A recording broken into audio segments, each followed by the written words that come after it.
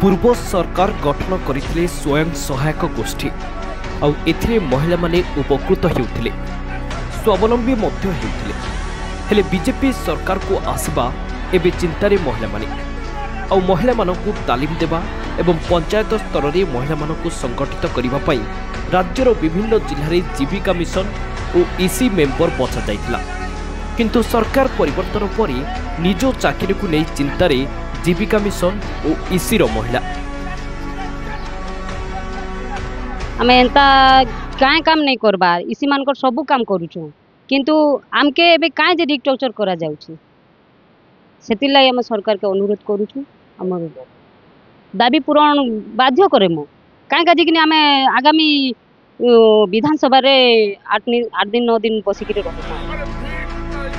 कारण ईसी सदस्य मानकु रिस्ट्रक्चरिंग माध्यम रे बाहर करिबा पई निर्देशनामा प्रदान करिसंती सरकार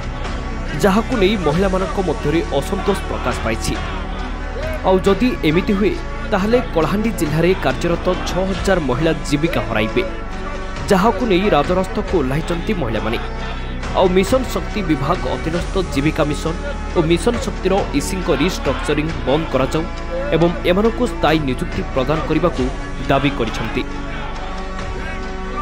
आमर ब्लॉक घेराव करवार उद्देश्य हला सर जनवरी मास रे 2टा लेटर आसलानो जे हमके हमें प्रत्येक जीपीएलएफ रे इसी कर्मी भाव रे हमें काम करूछु दीर्घ वर्ष हला आमर नवीन सरकार टाइम रु हमके रखीचन एबे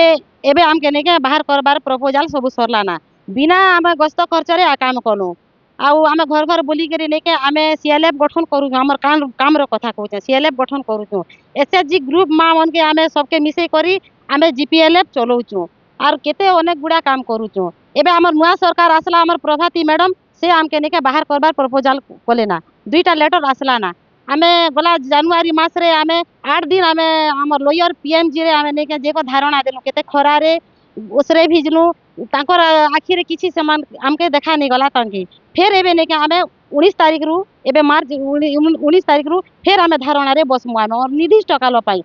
जे आगामी दिन रे विनत दिन रु आसुथिबा 2002 मसिया रु इसी मा मानकर जो नियुक्ति हेछि वर्तमान रो आसीथिबा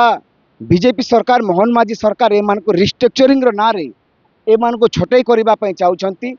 एवं सारा ओडिसा रे 1,30,000 इसी मेंबर अछंती ए मान को बाहर करी बीजेपी कर्मी मान को इसी मेंबर भाव रे मान को नियुक्त देबा पई चाउछंती आमे ताको कोड़ाकोड़ी भाव रे विरोध करूछु एवं हमर एकमात्र उद्देश्य जे रिस्ट्रक्चरिंग बंद हो आमे गत थर जो वर्तमान विधानसभा चलीथिला 13 तारिख रे आमे 7 दिन पर्यंत विधानसभा आगे बसिथिलु एवं उपमुख्यमंत्री हमको कहले जे 2 मास पई ए रिस्ट्रक्चरिंग को स्थगित करागला बोलिकरी सेथि आमे विधानसभा रु पळे आसीछु किंतु पुनर्बार बे आउथरे विधानसभा चलिबो सेथि पई आमे समस्त ब्लॉक रे समस्त एमएलए मानकू समस्त एमपी मानकू मेमोरेंडम देइकरी पुणी थरे आमे 1,30,000 सारा ओडिशावासी रो समस्त इसी मेंबर जाई पुणी आमे विधानसभा रे राजरास्ता रे बसिबू एवं वर्तमान अनिर्दिष्ट काल पर्यंत बसिबू जे पर्यंत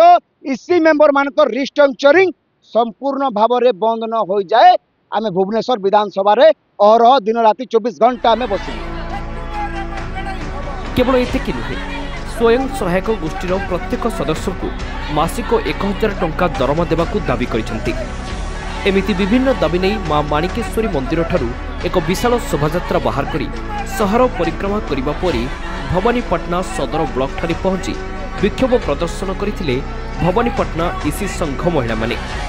आ जदि दाबी पूरण न कले आंदोलन तीव्र हेबो बोली चेतावनी दैछंती। कलाहांडी जिल्लारू लक्ष्मी रंजन बाग दिनांक टीवी।